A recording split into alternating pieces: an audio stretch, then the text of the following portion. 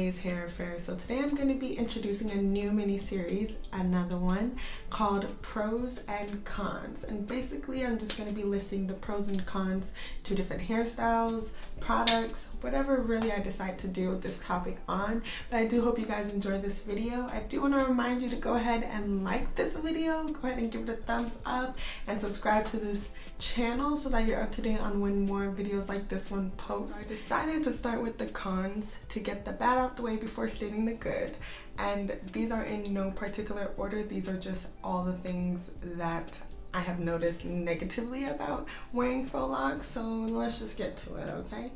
Alright, so the first con that I have for faux locks is how heavy these can be. I swear they were pulling out my hair. I don't know if it's because my hair is fine or not strong enough, I don't know, but it felt like I felt every single one of my strands being pulled out of my scalp. Con number 2 is that this hair, when it touches your scalp, makes it super itchy and it dries out your scalp from rubbing on it. And so I've never really experienced dry scalp before, but with this style I did, and I've never had to itch my scalp so much. I have scabs on my scalp from itching, you know, for dear life, trying to find some relief.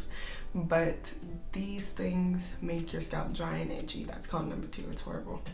And on the topic of itchy scalp, when you go to sleep at night, I don't think I've had a good night's sleep in this past month. Like, it's been horrible. I tried using a scarf at night, but it just made it touch my scalp more and more itchy, where I had to just deal with, you know, letting them be out and dealing with rolling on them and pulling out my hair even more. It just has not been a fun experience at nighttime. I did have to trust in my trusty silk pillow to carry me through, because I was not in no way, shape, or form going to be able to sleep with something wrapped around this, pulling it tight to my head, making it itch even more. So that, going to sleep with these were just horrible. Like, it did not get any better throughout the whole time with these in. Con number 4.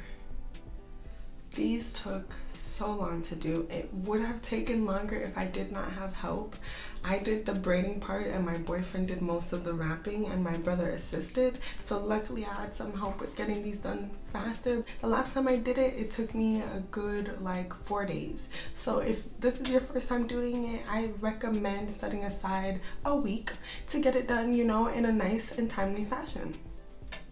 Number 5, speaking of getting these done, the ends itself are a hassle. The first time that I did them, we burnt the ends. My thumbs were basically raw from, you know, using a little cheap lighter. So I'd recommend, if you're gonna burn them, to use one of those guns that you could just press the button. And